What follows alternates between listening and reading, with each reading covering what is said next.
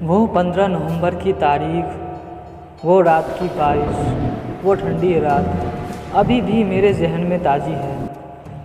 15 नवंबर की तारीख को मैं और मेरे 3 दोस्त ठंड की छुट्टियां बिताने के लिए राजस्थान जाने की प्लानिंग कर रहे थे और हम सब लोग जाने के लिए तैयार भी थे, लेकिन हमें ये बिल्कुल भी नहीं पता था कि हमारे साथ कुछ ऐसा होने वाला है। अगर हमें पता होता तो हम वहाँ बिल्कुल भी नहीं जाते। खैर, हम सब राजस्थान जाने के लिए तैयार थे और खुश भी थे, लेकिन हमें ट्रेन की टिकट नहीं मिल रही थी, तो हम सब ने बस से जाने का फ़ैसला किया और हम घर से निकल गए। हम सबको शाम 6 बजे बस मिल गई थी, लेकिन एक बात थी जो मुझे हैरान कर रही थी कि उस बस में हमारे सिवा और कोई नहीं जा रहा था। लेकिन हमारे पास समय नहीं था और शाम भी हो रही थी, तो हम सब ने उस बस पर जाने का फ़ैसला किया और हम उस बस पे बैठ गए। कुछ देर बाद हम अपने शहर से दूर आ गए। तभी अचानक से तेज़ बारिश शुरू हो गई। एक तो ठंड का मौसम और ये बारिश। खैर, हमें अब ठंड लगने लगी थी, तो हम सब ने अपने जैकेट निकाल कर पहन लिए और फिर से मस्तियाँ करनी शुरू कर दी। हमें मस्तियाँ करते करते 11 बज गए थे, तो हम सब ने खाना खाने शुरू कर दिए। खाना खाने के बाद मेरे तीनों दोस्तों को नींद आने लगी, लेकिन पता नहीं क्यों मुझे नींद नहीं आ रही थी। मैं हमेशा की तरह खिड़की वाली सीट पर बैठकर मन में कुछ सोच रहा था। अब तो मुझे भी नींद आ रही थी। मैंने समय देखा तो ठीक 12 बज रहे थे। न जाने क्यों, लेकिन मैं उस रात बहुत खुश था। तभी अचानक मेरी नज़र खिड़की के बाहर पड़ी और मैंने देखा कि कोई लड़की रोड पर चल रही थी। मैं डर गया, लेकिन फिर सोचा इतनी रात को इस जंगल में भला कौन होगा। ये कहकर मैं सोने लगा। कुछ देर बाद अब मुझे किसी लड़की की आवाज़ आई। ऐसा लग रहा था कि वह मुझे मदद के लिए पुकार रही है। तभी मैंने अपने सभी दोस्तों को उठाया और कहा कि एक लड़की मुझे मदद के लिए पुकार रही है, हमें उसकी मदद करनी चाहिए। उन सब ने मेरी बात का विश्वास नहीं किया। सब कहने लगे, अगर कोई आवाज़ आती तो हमें भी तो आवाज़ आती। मैंने फिर सोचा, बात तो सही है, इन सब को आवाज़ क्यों नहीं आई। ये कहकर मैं चुप हो गया। फिर मेरे दोस्तों ने कहा, तू ऐसा कर, लेफ़्ट वाली खिड़की पर आकर सो जा। और मैं चला गया, लेकिन अभी भी मैं उसी लड़की के बारे में सोच रहा था। अब मुझे गहरी नींद आने लगी थी और मैं सो गया, लेकिन फिर उसी लड़की की दोबारा आवाज़ आई। इस बार कह रही थी कि मैंने तुम्हें मदद के लिए पुकारा, लेकिन तुम नहीं आए। अब तुम सबको इसकी सज़ा मिलेगी। इस बार ये आवाज़ मेरे तीनों दोस्तों ने भी सुनी। वे लोग भी मेरी तरह अचानक से उठ गए। हम सब घबराकर एक साथ बैठ गए। मैंने कहा था ना कि मैंने किसी को बाहर देखा है और मैंने उसकी आवाज़ भी सुनी है, लेकिन तुम नहीं माने। फिर हमने ड्राइवर को आवाज़ लगाई, लेकिन वहाँ से कोई आवाज़ नहीं आई। फिर हमने दोबारा आवाज़ लगाई, लेकिन इस बार भी आवाज़ नहीं आई। अब तो हमें और ज़्यादा डर लगने लगा था, लेकिन हम सब ने हिम्मत करके ड्राइवर की सीट पर जाकर देखा। लेकिन ये क्या, यहाँ तो कोई भी नहीं था। ऐसा कैसे हो सकता है? फिर ये बस कैसे चल रही है? तब मेरे दोस्त ने ड्राइवर की सीट पर गया। उसने ब्रेक लगाने की कोशिश की, लेकिन वहाँ का कोई भी बटन काम नहीं कर रहा था। अब हम सबको कुछ भी समझ नहीं आ रहा था। हम करें तो करें क्या? बस के बटन के साथ गेट भी काम नहीं कर रहा था। सब लोग था।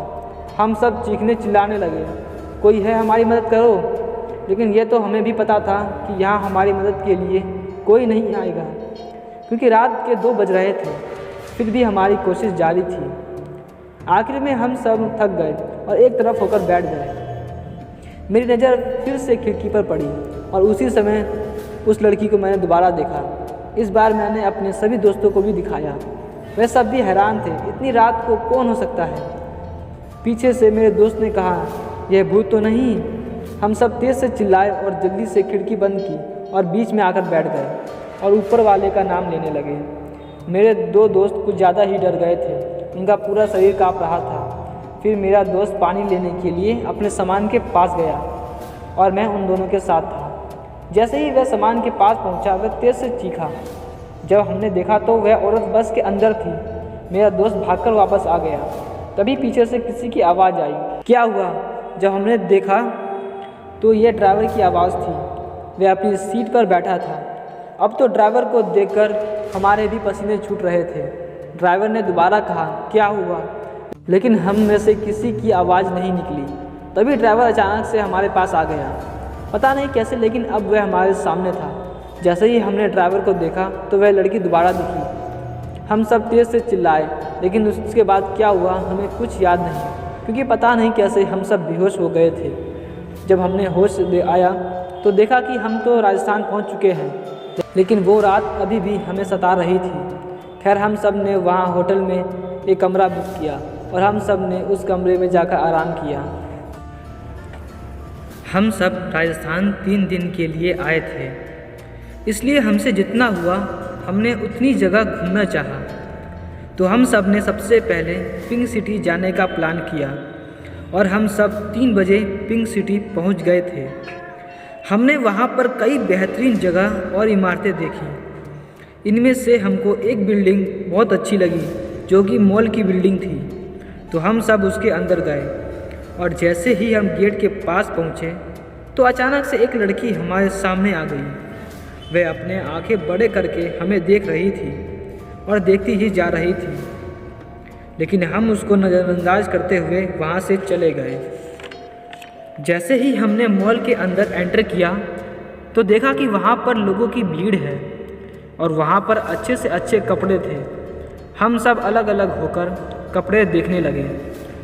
हम लोग मॉल के अंदर 2 घंटे से घूम रहे थे।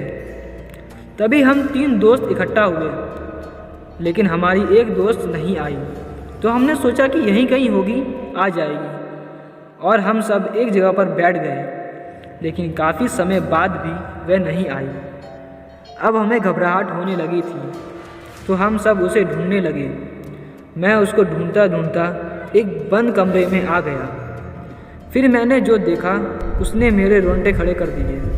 मैं तेज़ से चीखा तो मेरे दोनों दोस्त भी वहाँ पर आ गए और देखा तो वही लड़की जो मुझे बस में दिखी थी, उसने हमारी दोस्त को बड़ी खौफनाक तरीके से मार दिया था। ये सब देखकर हमारी हिम्मत नहीं हुई वहाँ पर रुकने की, तो हम सब अपने पूरी जी जान से भागने लगे। हम सब भागकर मॉल के बाहर आ चुके थे, लेकिन उसी रफ्तार से अभी भी भागते जा रहे थे। लेकिन दिक्कत इस बात की थी कि अब शाम हो रही थी और जिस तरफ हम भाग रहे थे वो रास्ता जंगल की ओर जा रहा था।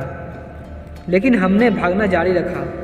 तभी अचानक से हमारी दोस्त गिर गई और सब रुक गए और देखा तो उसके पैर में मोच आ गई थी। अब हमें समझ नहीं आ रहा था कि करे तो करे क्या।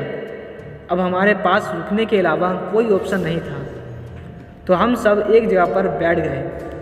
लेकिन तभी वह लड़की नहीं, वह चुड़ैल आ गई और अचानक से हमारी दोस्त को लेकर चली गई। ये इतनी तेज़ी में हुआ कि जैसे ही हम कुछ समझते उससे पहले वह गायब हो गई। अब दिल की धड़कन और तेज़ हो गई थी। हमने फिर भागना शुरू कर दिया, लेकिन फिर वह आ गई और हम दोनों रुक गए। लेकिन अब सुबह भी हो रही थी, सूरज की किरणें थोड़ी थोड़ी आ रही थी। तभी अचानक चुड़ैल पर सूरज की किरणें पड़ी और वह पीछे हट गई। ऐसा लग रहा था कि सूरज की किरणों से उसका शरीर जल रहा था, और ऐसा ही हो रहा था। और देखते देखते वह पूरी ही जल गई। ये सब देखकर हमारे जान में जान आई और हम तुरंत वहाँ से भाग निकले और अपने घर के लिए रवाना हो गए।